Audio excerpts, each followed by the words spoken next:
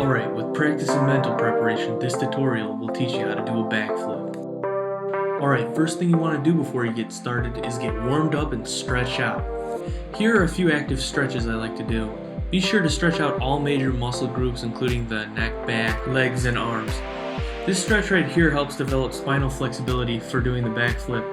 Basically, you roll back onto your head, letting your junk come as close to your face as possible without touching. Or you can pull a little slappity tap if you want. This next stretch is the bridge stretch. Basically, you want to lay down on your back and push up off of all fours. If you cannot do the bridge stretch at first, it's perfectly fine. You do not need it to get the backflip. It just helps with the fear and the flexibility. However, a good progression for the bridge stretch is get down on your stomach and push off with your hands. Alright, now that we're all warmed up and ready to go, we're ready to begin our progression for the backflip. Alright, a good thing to understand first is to look at the timing of the arms, legs, and the whole body pretty much when executing a backflip.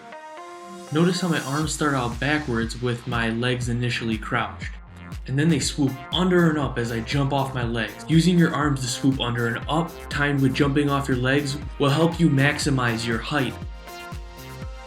So a good simple exercise to help you get used to this timing is simply do jumps, swooping your arms back and up as you jump off of your leg, and then when you're reaching maximum height, bring your legs in, as so.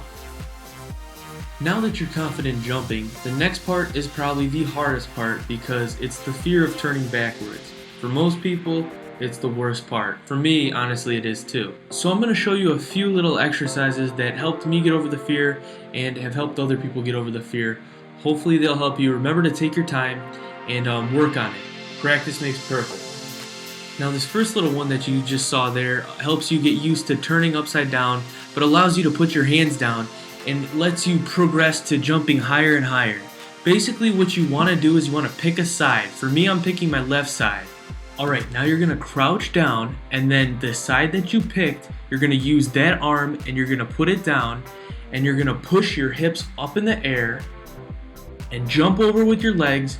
Also, have your other arm go over your head as well. This will get you more upside down and also help increase your flow for the backflip. The idea from here is to gradually increase the height and the speed at which you attempt these back whips or hip tossers or whatever you'd like to call them. Also, you want to try and get more and more upside down as possible. You'll eventually get to a point where you'll be able to put both hands down as well. The most important idea is to remember to go at your own pace. Don't listen to anybody else telling you. You know when you're confident and you know when you're ready enough to do it. Alright, now something to think about when you get more used to doing these hip tossers or whatever you'd like to call them is notice that when I get to a certain point, if I bring my legs in, crunch in, I will spin faster and come back to my feet. Watch carefully. It's hard to tell, but you'll notice that when I get to right about here, I'm going to bring my legs into my chest, and it's going to cause me to rotate faster and get back to my feet. Even though this isn't actually like maybe the perfect or right time to do this when you're attempting the backflip, it's good to get into the habit of controlling your body when in the air. Alright, now let's look at the full thing. Alright, now start with your arms back and your legs in the jumping position. Swoop them under and up as you jump off of your legs, throw your chest in the air, and lean back slightly. Watch again carefully. I swoop under and up, jump up with my chest towards the sky, but I do lean back slightly. Freaking looks like I'm being abducted. But anyways, I like to call this the critical phase. This is pretty much where you commit. You are 99% certain from this point that you are committed to turning upside down in the air. And yes, it is true by physics, the straighter you jump up, the higher you will get in the air. However, a slight lean back helps initiate the sequence. For some, it might help to focus your eyes on something in front of you until you reach maximum height and then bring in and whip over. But for me, I like to just go by feel. Do whatever works for you. Alright, now once you've reached maximum height, you're going to want to bring everything in, tightening your abs to rotate faster, turn over, spot the ground, open back up, and land on your feet, hopefully. Alright, let's summarize.